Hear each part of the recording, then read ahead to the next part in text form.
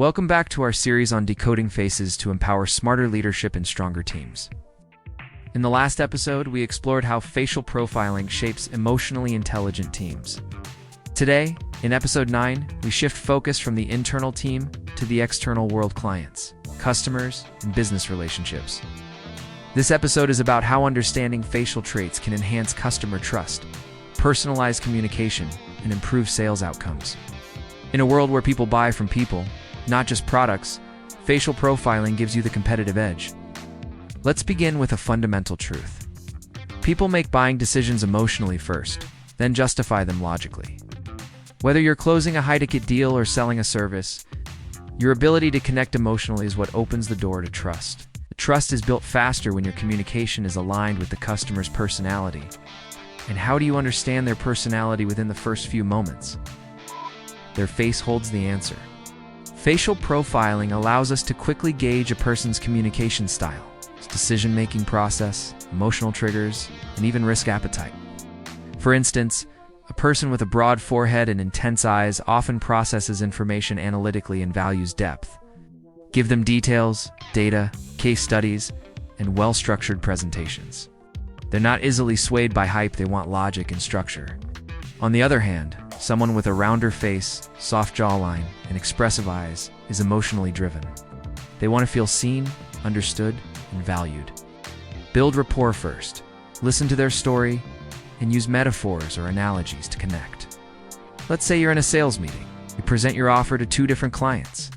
One has a tight-lipped mouth, angular jawline, and furrowed brows. This person appreciates directness, efficiency, and precision. They hate fluff and value time. The second has a wide smile, relaxed facial muscles, and rounded features. They prefer a relational approach and might appreciate humor, storytelling, and shared values. If you use the same pitch for both, you risk losing at least one. But when you adapt based on facial insights, you turn cold calls into warm connections. Now let's talk about objections. Every salesperson hears them. It's too expensive. I need time to think. I'll get back to you. But facial profiling helps you understand the emotion behind the objection. A person with downturned eyes and a tight jaw might be fearful of making mistakes. They're not rejecting you, they're scared of regret. Reassure them with guarantees, testimonials, and clarity. A person with dominant eyebrows and a forward chin may object as a form of control. They need to feel in charge. Give them choices instead of pushing one package. Profiling can also be powerful in customer service. Imagine your support team being trained to detect frustration, confusion, or disengagement from a customer's facial expressions during a Zoom call. They can adapt their tone, slow down explanations, and ask the right questions. If a customer's eyes narrow and lips tighten, it could signal rising frustration. But if the same customer has high-set eyebrows and tilted head, they may be genuinely confused, not angry.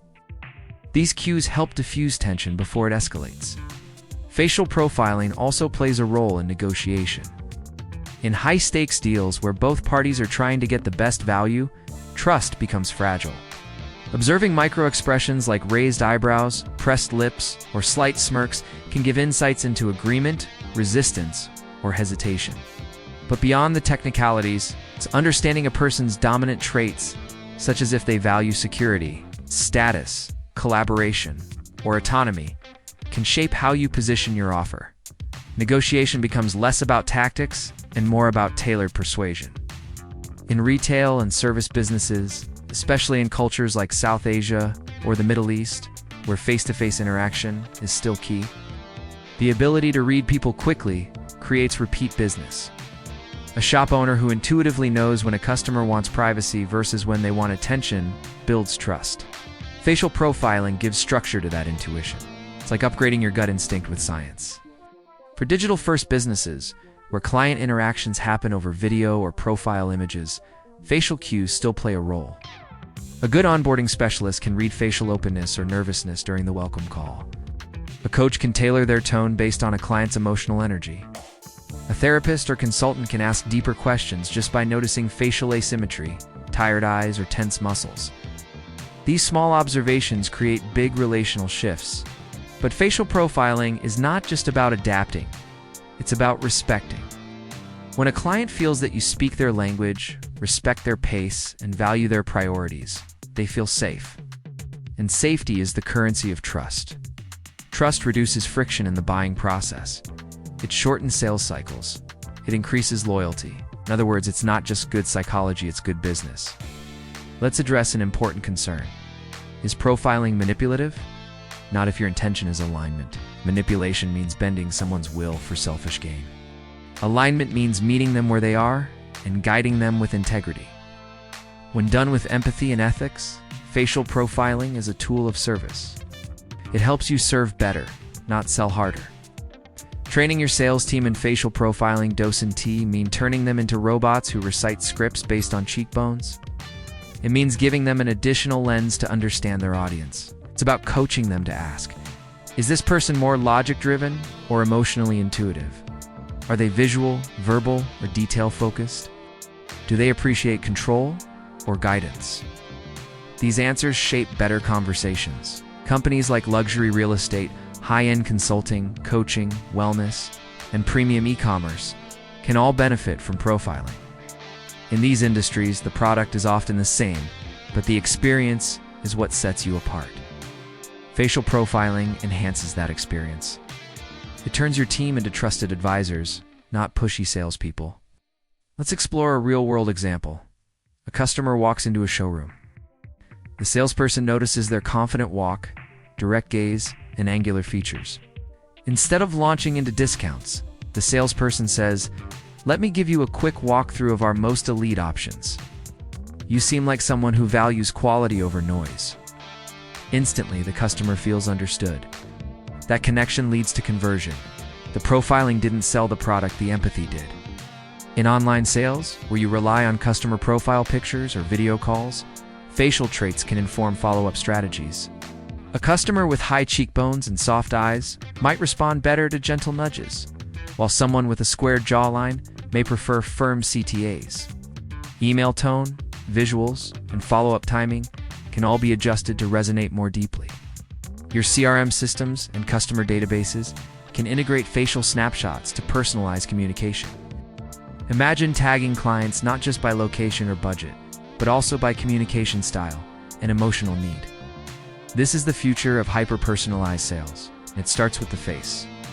If you run webinars or events, profiling helps in audience engagement. You'll notice who's nodding with energy, who looks skeptical, who's checked out.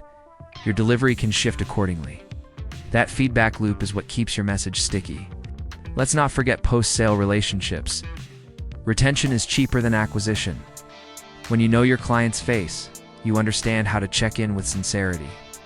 A client who needs acknowledgement and warmth may appreciate a birthday message or a small gesture. A client who's results-driven might want a progress report instead. Facial profiling helps you serve beyond the invoice. As a business owner, when you train your frontline teams in facial awareness, you elevate your entire brand. You're not just seen as efficient, you're felt as empathetic. That emotional resonance builds loyalty.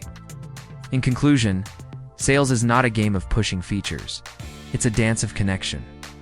Facial profiling makes you a better dancer. It helps you hear the music of your client's mind before they even speak. And when your rhythm matches theirs, magic happens. In the next episode, we dive into recruitment. How facial profiling helps you hire not just for skills, but for synergy. So stay tuned and remember, in business, as in life, the face is not a mask, it's a map. Learn to read it, and you'll never lose your way again.